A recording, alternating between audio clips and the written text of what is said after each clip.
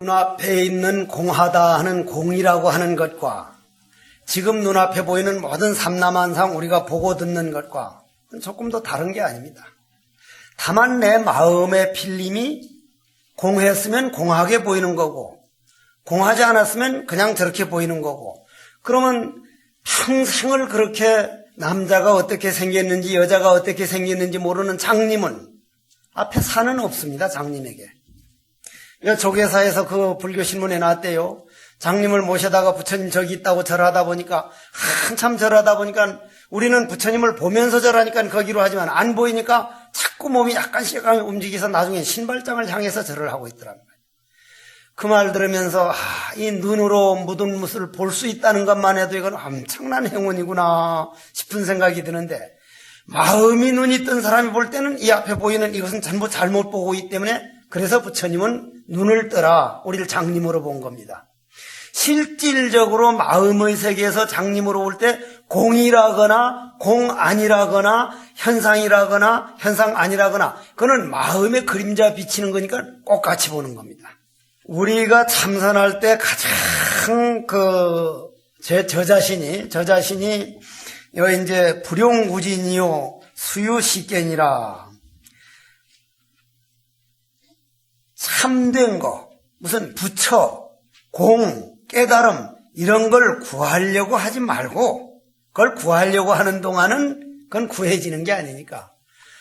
이거 아마 다른 종교에서는 이런 말 없지 않습니까? 진리 구하려고 하지 마라. 응? 부처님 구하려고 하지 마라. 전부 구하라 그러고 두드리라 그러고 서양에선 두드리라 열릴 것이니 하지만은 우리 부처님 보면 두드리지 마라. 애당초 문은 없다. 문 없는 걸 어디다 두드리느냐. 두드리려고 하는 마음을 쉬라. 고로 부처를 구하지 마라. 이 말은 공부하지 말라는 말이 아니지 않습니까? 요 말만 제대로 딱 마음에 정리되면 공부가 되기 시작하는 겁니다. 저는 이게 안 되더라고요. 이게 안 돼요. 성철 큰 스님이 백일법문을 제가 직접 들은 사람인데 우리가 거기 살 때였으니까 그렇게까지 말씀을 하시고 전강조실 스님은 아침마다 새벽 예불을 부처님께 안 하고 시박 참회만 하고는 바로 거기에서 법당에 올라서 아침마다 상단 법문을 하시더라고요. 그런데 그때는 제가 법문 듣는 철학이 있었는데, 성철근 스님 법문은 졸지 않아도 어차피 못 들을 거고 졸아도 못 들을 것이니 애당초 그 시간은 성철큰 스님께 걸리지만 않도록 자는 시간으로 치면 그래도 피로는 풀린다. 일단은 자도록 하자. 그렇게 생각을 정리했습니다. 제가 진짜입니다. 그걸 무슨 상이라 그럽니까? 불교에서 현해상이라 그럽니다. 현해상. 현해라는 건 아득한 절벽이라는 얘기 아닙니까? 아득한 절벽. 현해상. 애당초 못 들을 얘기니까 회장이 머리는 휘고 누구요? 또 회장과 지장이 머리는 휘고 회장이 머리는 검다 말이다. 이거 끝났구나. 무슨 소리인지 어차피 아무리 귀를 기울여도 지장이 머리는 휘고 회장이 머리는 검다, 그건 무슨 소리인지를 못 알아들을 거라면 듣고 머리 아픈 것보다는 이제 일단 존다. 조는데 깨나는 건 걱정 없는 게 마지막에 가서 하거든요. 끝났구나. 애당초 못 알아들을 거니까 들을 생각을 애당초 하지 말자. 들을 생각을. 그런데 반대로 강사 스님이 그때 이제 기산 스님이 올라와서 법문을 할 때가 됐는데 내가 아는 걸 다 하니까 아이고 저런 얘기를 하면 나도 하지 저까지 거야.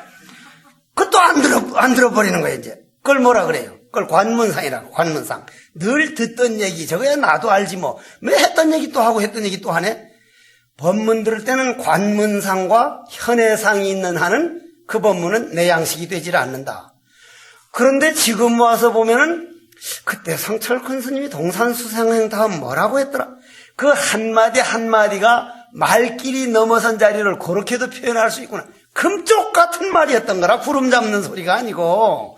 구름 잡는 소리는커녕 그 당시에 다 그걸 구름 잡는 소리라고 표현해서 알아듣지도 못하는 말을 그걸 하느냐인데, 알아들을 수 있는 말만 한 책들이 서울대학 도서관, 옥스퍼드, 하버드, 지금 지구상에 있는 책만 가지면 이 지구상 문제는 다 해결돼야 되는데 알아들을 수 있는 공석과 알아들을 수 있는 말 가지고 인간이 해결됐냐면 연간 문제 하나도 해결 안 됐습니다.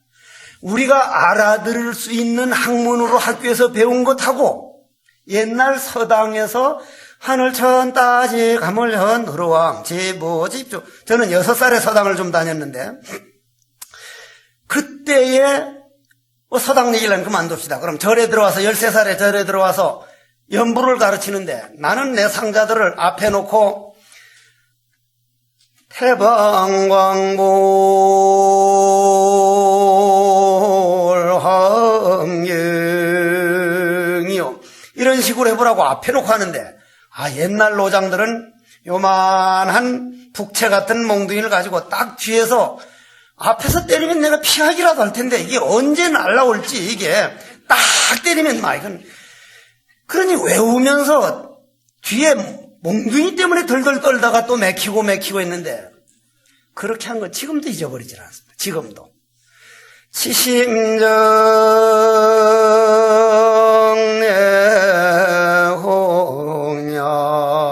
치심정내홍양 암밤남암 감대교조 청정법신 비로자나 블라바라자나 바다 쫙 나가는데 한 글자도 안 틀려요. 근데 철이 딱 들어서 머리로 이해를 하고 따지고 빨리 외우려고 한 거는 1년, 2년 못 지나서 다 잊어버렸거든요. 다 잊어버렸단 말이에요. 그러면 요즘 학문들이 점점 과학이 발달하는 쪽으로 가가지고 인간이 예를 들어서 제가 휴대폰을 저도 쓰는 사람인데 저 휴대폰 저거 아주 고약한 놈이에요. 저게 아주. 세상에 사람이 죽어가지고 울고불고 하는데 가가지고 내가 그걸 못 껐으면 지가 알아서 그런 때는 안 울려야 할 거 아니요? 근데 어떤 놈은 나는 그래도 때르릉이야 하는데 한창 내가 그 마음이 아파서 연부를 하는데 해야 좋을시고 해야 좋을시고 아니 그게 할 때가 따로 있지. 그게 사람 죽어서 그래 울고불고 하는데 지는 해야 좋을시고 그걸 되겠어 그게? 인간이 편리해진다는 건 주인이 속을 요만큼도 생각 안 할 때 편리해지는 거구나. 고로 저 편리함은 인간에게 도움을 못 준다. 나는 휴대폰 처음 쓸 때는 저 산중에 가서 전화가 되니까요 기분이 억수로 좋더라고요. 이제는 어디 가도 이제는 걱정인데 지금은 이놈의 휴대폰 또 어디 가서 울릴라 꺼졌는가 이놈 때문에 어딜 가도 스님하면 안 받을라니 죄송하고 받을라니 끝이 없고 이게 휴대폰 만든 놈 좋은데 못 갔겠구나 싶은 생각이 드는. 그러면 저게 내가 행복을 못 느끼고 부담을 느끼면 저거는 나에게 스트레스를 주는 물건이기 때문에 인간의 행복과는 점점 거리가 멀어지는데 모든 문명이 이기는 실질적으로 당분간만 편리하지 나중에 가면 스트레스를 받습니다. 텔레비전도 모든 것도 다 그렇습니다. 그러나 우리가 바깥으로 그렇지 않고 내 안으로 내 마음을 다스리는 건요 한 번 딱 다스려 놓으면 그건 모양 없는 거기 때문에 변하지 않고 영겁을 나를 떠나지 않기 때문에 한 번 딱 내 마음 수행해 놓은 것은 영원한 부처다는 얘기예요. 그렇기 때문에 이건 안 할 수가 없는 거라.